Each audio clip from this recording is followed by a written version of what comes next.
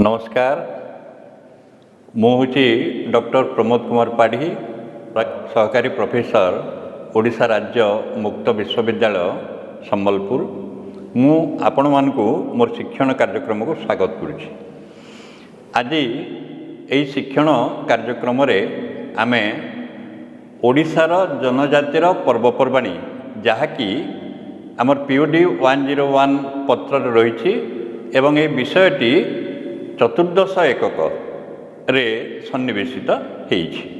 ओडिशार जनजातिर पर्वपर्वाणी संपर्क रे विशद भाव रे आमे आलोचना करिबा। एई कार्यक्रम रे आमे केवल यार प्रथम भाग संपर्क रे किंचित आलोचना करिबा। तेणु ओडिशार जनजातिर संस्कृति विषय रे आलोचना करिबा पूर्वरु आमे जानिबा आवश्यक जे प्रकृत में पर्वपर्वाणीर वैशिष्ट्य कौन। मनुष्य जीवन में पर्वपर्वाणीर प्रथम वैशिष्ट्य होछि जे मनुष्यर धर्मानुष्ठान माध्यम विभिन्न पर्वपर्वाणी पालित होता है। धर्मानुष्ठान बा रिचुअल्स होछि मनुष्यर तार व्यक्तिगत जीवन सहित संपर्क संपूर्ण भाव में जड़ित होता है।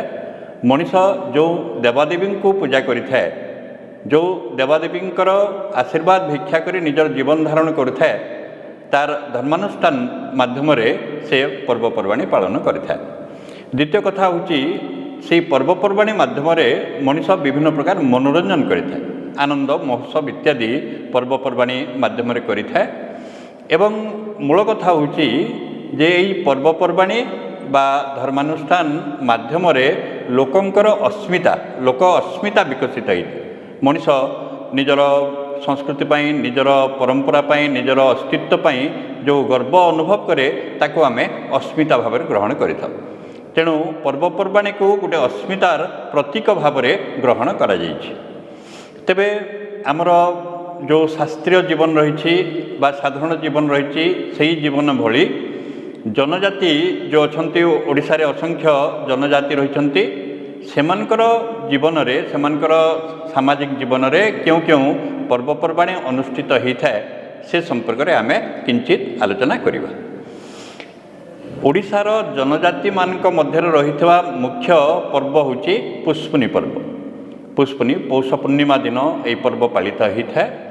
यही पर्व पालनर उद्देश्य होची जे जेतेबेले धान अमल हुए बा विभिन्न प्रकार शस्य अमल हुए जनजाति मानकर विश्वास जे लक्ष्मी तांक गृह को प्रवेश करती, गृह को आसती। तेणु गोटे आनंद उल्लास माध्यम मोहल्लास माध्यम से माने पुष्पुनी पर्व को पौष पूर्णिमा पर्व को पालन करिथांती। एही पर्व रे देवादेवी को पूजा करा जाइଥାଏ। देवादेवी निकट में जो शस्य आमदानी करा जाइଥାଏ, शस्य को अर्पण करा जाइଥାଏ एवं नृत्य संगीतर आसर सेठी जमी थे। एवं मूल कथा होची जे जनजाति मानकर प्रेम युवक युवती मानक मध्य प्रेम यही समय ही विकसित होते। प्रेमिक प्रेमिका खूब सुंदर भाव आवेगपूर्ण भाव से संगीत गान करथांती। परस्पर परस्पर छंदी होकरी संगीत गान करते एवं निजर प्रेम को प्रकाश करथांती। यह होची एही पर्वर पुष्पुनी पर्वर मुख्य वैशिष्ट्य। ओडिशार जनजाति मध्य पालित होउतबा आउ एक मुख्य पर्व होची माघे पर्व बा माघ पर्व। माघ मासरे माघ पूर्णिमा दिन जो पर्व पालित होइथे।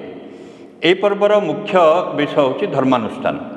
एथिरे जो माने जो जनजाति जो ग्राम देवादेवी को पूजा करती सेमानकर पूजा अर्चना करथांती विभिन्न धर्मानुष्ठान माध्यम आमर ओडिशार जो आदिवासी मैंने हो बंडा परजा देशिया बा कुई कुभी इत्यादि विभिन्न संप्रदाय लोके यही पर्व पालन करिथांती। एही पर्वर तीनोटी पर्याय आमे देखा पाई थाउ। प्रथम पर्याय होची गौवल पर्याय। विशेष भाव में जो गाई चरेली मानक जीवन को लक्ष्य करके ये पर्व पालन करा जाइथे। अर्थात जो माने गाई चरऊ थांती मालिक मानकर यही दिन गाई चरैबारु तांको मुक्त करा जाइଥାଏ। सेही मुक्तिर गोटे आनंद से माने सेठी पालन करिथांती। द्वितीय पर्याय होची अतेइली। अतेइली पर्याय रे ଦେବତା ମାନଙ୍କୁ ପୂଜା କରାଯାଏ, ଯେଉଁ ଗ୍ରାମର ଦେବାଦେବୀ ରହିଥାନ୍ତି ସେମାନଙ୍କୁ ପୂଜା କରାଯାଇଥାଏ ଏବଂ ତାଙ୍କର ଯାହାଙ୍କର ଯେଉଁ ପୂଜାରୀ ରହିଛନ୍ତି, କାହାର ଜାନି, କାହାର ଦିଶାରୀ, ବିଭିନ୍ନ ସମ୍ପ୍ରଦାୟର ବିଭିନ୍ନ ପ୍ରକାର ପୁରୋହିତମାନେ ଅଛନ୍ତି, ସେମାନେ ତାଙ୍କର ଗ୍ରାମ ଦେବାଦେବୀଙ୍କୁ ପୂଜା କରନ୍ତି। ତେଣୁ ସେମାନେ ସେଠି ପୂଜା କରନ୍ତି, ବିଧି ବ୍ୟବସ୍ଥା ତାଙ୍କର ଯେଉଁ ବିଧି ରହିଛି ସେ ଅନୁସାରେ ଧର୍ମାନୁଷ୍ଠାନ କରାଯାଇଥାଏ ଏବଂ ମାଗେଗୁରି ପର୍ଯ୍ୟାୟରେ ଦେବତାଙ୍କୁ ମଦ୍ୟ ଅର୍ପଣ କରାଯାଇଥାଏ। ପ୍ରସାଦ ଭାବରେ ବା ନୈବେଦ୍ୟ ଭାବରେ ସେଠି ମଦ୍ୟ ଅର୍ପଣ କରାଯାଇଥାଏ ଏବଂ ଦେବତାଙ୍କୁ ମଦ୍ୟ ଅର୍ପଣ କରିବା ପରେ ସମସ୍ତେ ମଦ୍ୟପାନ କରନ୍ତି ଏବଂ ଆନନ୍ଦ ମହୋଲ୍ଲାସରେ ସେଠି ନୃତ୍ୟ ସଙ୍ଗୀତ ଗାନ କରିଥାନ୍ତି ଏବଂ ଗୋଟେ ଆନନ୍ଦର ଆସର ସେଠି ଜମି ଯାଇଥାଏ। ଏଠି ଗୋଟେ ମୁଖ୍ୟ ଏହି ପର୍ବରେ ମୁଖ୍ୟ ବିଷୟ ହେଉଛି ଯୁବକ ଯୁବତୀମାନଙ୍କ ଉକ୍ତି ପ୍ରତ୍ୟୁକ୍ତି। ବିଭିନ୍ନ ସଙ୍ଗୀତ ଗାନ କରନ୍ତି ଯୁବକ ଯୁବତୀମାନେ, ପରସ୍ପର ଉକ୍ତି ପ୍ରତ୍ୟୁକ୍ତି କରନ୍ତି ଏବଂ ତହିଁରେ ଅନ୍ୟାନ୍ୟ ଲୋକମାନେ ଯେଉଁମାନେ ଶ୍ରୋତାମାନେ ସେଠି ଆନନ୍ଦ ଉପଲବ୍ଧି କରିଥାନ୍ତି ଏବଂ ଏଭଳିକି ଦେଖାଯାଇଥାଏ ଯେ ଅନ୍ୟ ଗାଁର ଯୁବକମାନେ ମଧ୍ୟ ସେଠାକୁ ଆସନ୍ତି, ଅନ୍ୟ ଗାଁର ଯୁବତୀମାନେ ମଧ୍ୟ ଆସନ୍ତି ଏବଂ ସେମାନଙ୍କ ମଧ୍ୟରେ ସୁନ୍ଦର ପ୍ରତ୍ୟୁକ୍ତି, ବଚନିକା, ଚାତୁରୀ ଇତ୍ୟାଦି ସେଠି ପ୍ରଦର୍ଶିତ ହୋଇଥାଏ ଏବଂ ତାକୁ ଏହି ପର୍ବର ଗୋଟେ ମୁଖ୍ୟ ଆବେଦନ ଭାବରେ ଗ୍ରହଣ କରାଯାଇଥାଏ। ଜନଜାତି ପରମ୍ପରାର ଆଉ ଏକ ମୁଖ୍ୟ ପର୍ବ ହେଉଛି ଚୈତି ପରବ। ଚୈତି ପରବ ଏହି ଜନଜାତିମାନଙ୍କ ଆମର ବିଶେଷ ଭାବରେ ବଣ୍ଡା କିମ୍ବା ପରଜା, ହୋଲାରୀ, ବାହୁ, ସାନ୍ତାଳ, କୁଇ, କୁଭି ସମସ୍ତ ସମ୍ପ୍ରଦାୟ ପ୍ରାୟତଃ ଚୈତି ପର୍ବ ପାଳନ କରନ୍ତି। ଚୈତ୍ର ପୂର୍ଣ୍ଣିମାରେ ଏହି ପର୍ବ ପାଳନ କରାଯାଇଥାଏ। ଏହି ପର୍ବ ବିଶେଷ ଭାବରେ ହେଉଛି, ଏହି ସମୟ ହେଉଛି ପ୍ରେମର ଋତୁ, ତେଣୁ ସଙ୍ଗୀତ ଏବଂ ନୃତ୍ୟର ଆସର ବେଶ୍ ଏହି ସମୟରେ ଜମିଥାଏ। ଯୁବକ ଯୁବତୀମାନେ ଅତ୍ୟନ୍ତ ଆନନ୍ଦ ଉଲ୍ଲାସରେ ନିଜର ମନର ଭାବକୁ ପ୍ରକାଶ କରନ୍ତି ଏବଂ କୁହାଯାଇଥାଏ ଯେ ଏହି ସମୟରେ ଯୁବକମାନେ ଯୁବତୀମାନଙ୍କ ନିକଟରେ ନିଜର ହୃଦୟର ପ୍ରେମକୁ ପ୍ରକାଶ କରନ୍ତି ଏବଂ ତଦ୍ ମାଧ୍ୟମରେ ସେମାନେ ତାଙ୍କର ସାଂସାରିକ ଜୀବନଯାପନ କରିଥାନ୍ତି। ଚୈତି ପର୍ବର ଗୋଟେ ମୁଖ୍ୟ ଆକର୍ଷଣ ହେଉଛି ଛଉ ନାଚ। ଆପଣମାନେ ନିଶ୍ଚିତ ଭାବରେ ଜାଣିଥିବେ ଯେ ଛଉ ନାଚ ବର୍ତ୍ତମାନ ସମଗ୍ର ବିଶ୍ୱରେ ପ୍ରସିଦ୍ଧି ଲାଭ କରିଛି। ଆମର ଓଡ଼ିଶାରେ ପ୍ରାୟତଃ ଦୁଇ ପ୍ରକାର ଛଉ ଦେଖାଯାଇଥାଏ, ଗୋଟେ ପୁରୁଲିଆ ଛଉ ଆଉ ଗୋଟେ ଷଢ଼େଇ କଳା ଛଉ।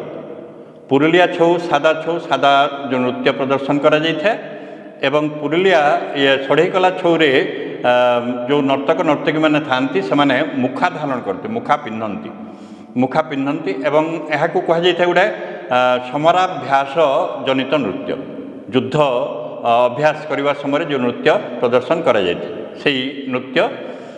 ତେଣୁ ଛଉ ନାଚର ଗୋଟେ ଆକର୍ଷଣ ଆମେ ଏହି ପର୍ବରେ ଦେଖିବାକୁ ପାଇଥାଉ।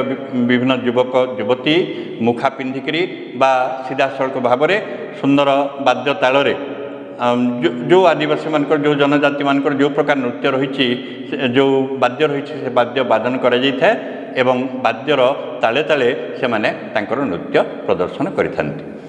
ତେଣୁ ଆମେ ଆଦିବାସୀ ଜନଜାତି ମଧ୍ୟରେ ଅନେକ ଗୁଡ଼ିଏ ପର୍ବପର୍ବାଣି ଦେଖାଯାଇଥାଏ। ଆମେ ପ୍ରଥମ ପର୍ଯ୍ୟାୟ ଏଠାରେ ଆଲୋଚନା କଲେ, ଦ୍ୱିତୀୟ ପର୍ଯ୍ୟାୟରେ ତାଙ୍କର ଆଉ ଯେଉଁ ପର୍ବପର୍ବାଣି ରହିଛି ସେ ବିଷୟରେ ଆଲୋଚନା କରିବା। ଆଜିର ଏହି ଶିକ୍ଷଣ କାର୍ଯ୍ୟକ୍ରମକୁ ମୁଁ ଏଠାରେ ସମାପ୍ତ କରୁଛି। ସମସ୍ତଙ୍କୁ ଧନ୍ୟବାଦ ଜଣାଇ ଶିକ୍ଷଣ କାର୍ଯ୍ୟକ୍ରମକୁ ମୁଁ ଏଠାରେ ଶେଷ କରୁଛି। ସମସ୍ତଙ୍କୁ ଅଶେଷ ଅଶେଷ ଧନ୍ୟବାଦ।